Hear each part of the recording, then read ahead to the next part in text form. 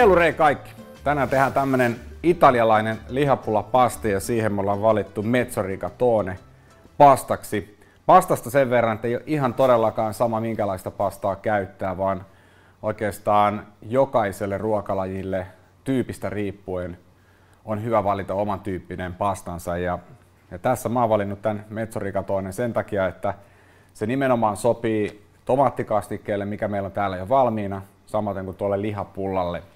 Ja pastan oikeastaan tärkein elementti siinä annoksessa on tuoda siihen tietysti hiilihydraattien muodossa ravintosisältöä, mutta myöskin se, että antaa suutuntumaa. Ja sitten, että se pasta on riittävän laadukasta, että se myös imasee sitä kastiketta itseensä. Eli pasta sinällään on hyvin kuivaa syötävää, mutta kun siinä on oikea pasta, oikea kastike, niin se imasee ja silloin toi kastike toimii sille pastalle myös liukasteena. Hyvä pasta tunnistaa siitä, että se on ennen kaikkea aina tällään kuivattuna esimerkiksi, se oikeastaan huomaa kuivatusta parhaiten, niin siinä on vähän tämmöinen karhea pinta.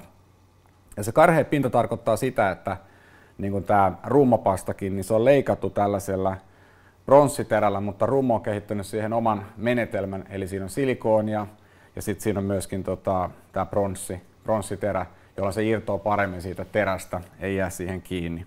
Lisäksi tätä rummopastaa on kuivattu normaalia pidempään. Ja tämän tärkein ja paras ominaisuus mun mielestä piilee siinä, että kun tätä lähtee keittämään, niin tätä on hyvin vaikea keittää ylikypsäksi.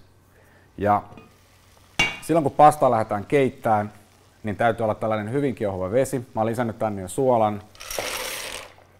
Ja sitä vettä täytyy olla runsaasti. Sen jälkeen voidaan laittaa hyvin kansi päälle. Ja tämä Mezzo Rigatone kiehuu ohjeen mukaan noin 14 minuuttia. Joten nyt ei muuta kuin jäädään hetkeksi aikaa odottelemaan. No niin, pasta on kiehunut ja mulla on semmonen tyyli aina, että mä pikkasen jätän tänne ihan vaan näytösluonteisesti niin tätä keitin vettä. Siinä on tärkkelystä, siinä on makua ja sen kanssa tietysti täytyy olla sillä tarkkana, että sitä ei jää sinne liikaa.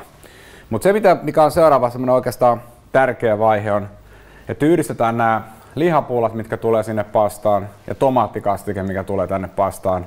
Ja koska tää nyt sattuu olemaan suurin astia, tää pastan keitikattila, niin mä ajattelin, että mä yhdistän ne sinne. Eli lähdetään kastikkeesta.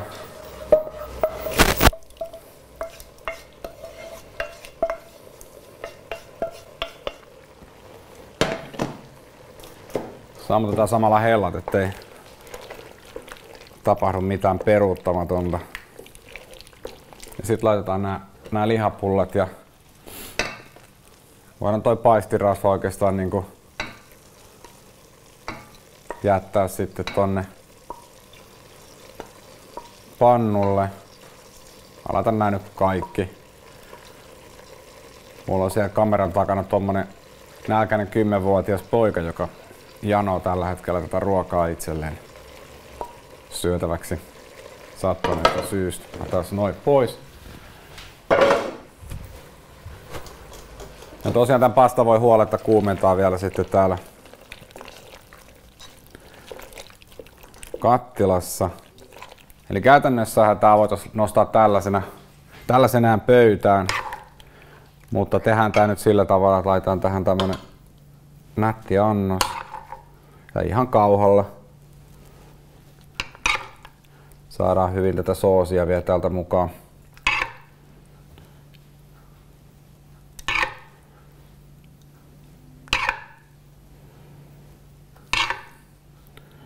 Ja tää loppu voidaan sitten jättää meikäläisen 10-vuotiaan pojan ruuaksi. Ehkä kuvausryhmällekin riittää vähän. Sitten lisätään sinne vähän, mulla on täällä silputtua basilikaa. Laitetaan sitä siihen. Sitten laitetaan vähän mustaa pippuria. Tätä ei tarvitse kauheasti, nämä on aika mausteisia nämä lihapullat, että ihan maun mukaan. Sitten mä tykkään laittaa siihen aina päälle pikkasen myöskin oliiviöljyä. Tää antaa makua, tuoksua, muutama tippa kautta maun mukaan. Sitten voidaan tästä laittaa vielä basilikan lehti. Sitten täältä voidaan laittaa ihan kevyesti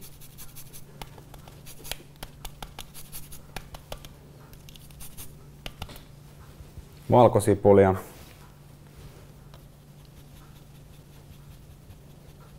Ja parmesaania. Ja sanoisin, että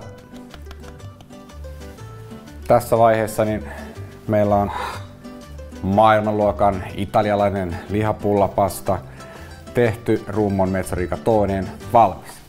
Hyvää ruokahalua!